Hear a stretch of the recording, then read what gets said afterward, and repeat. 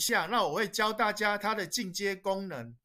例如说，我这边是以写硕士论文为案例，就是我要你扮演旅游管理系的研究生，写硕士论文给大学教授审查，使用正式有创造力的语气，然后论文名称大家可以自己修改，看你想要写哪个题目，然后会产生研究动机、目的等等。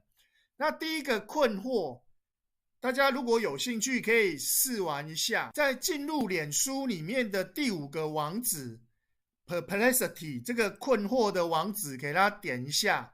那它需要用 Gmail 信箱登录，要用左下角的登录你的 Gmail 信箱就可以了。那你也可以在里面问问题。那我这边是以写论文为案例贴上给大家看。